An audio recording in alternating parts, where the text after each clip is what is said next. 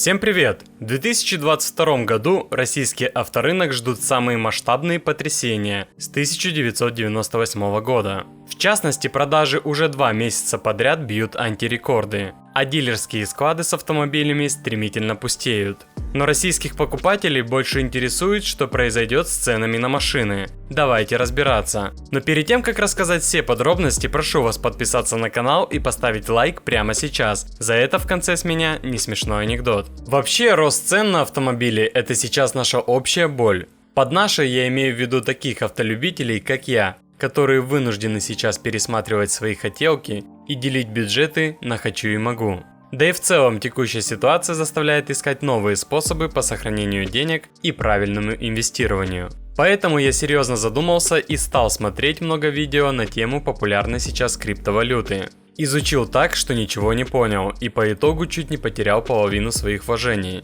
При этом постоянно слышу истории, как народ не то чтобы просто пользуется криптой, но и как-то зарабатывает на этом. Очень вовремя нашел школу безопасных инвестиций FINRA. Школа с образовательной лицензией и международной сертификацией. Раньше я слышал о школе и о ее бесплатных уроках по инвестициям, но когда узнал, что они проводят еще и бесплатные мастер-классы по инвестированию в крипту для новичков, понял, это мой шанс.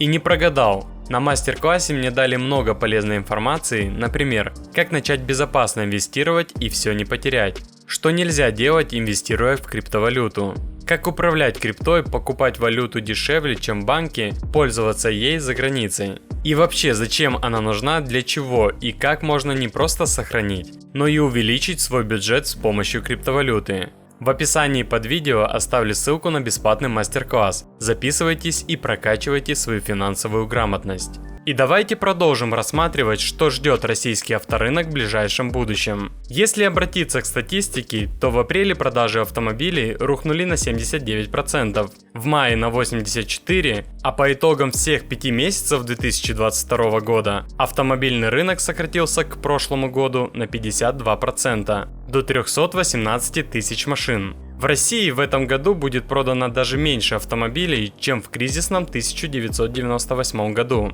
а половину автомобильных салонов ждет банкротство. К этому есть все предпосылки. Проще говоря, уверены эксперты, розничный автобизнес ждет возврат в хаотичный рынок 90-х годов, когда не было нынешних цивилизованных продаж, одинаковой ценовой политики, полноценной сервисной поддержки и заботы о клиентах. Цены в автосалонах уже разные. Нет такого понятия, которое было еще полгода назад, как рекомендованная розничная цена. Разве что это сохранилось только у китайцев.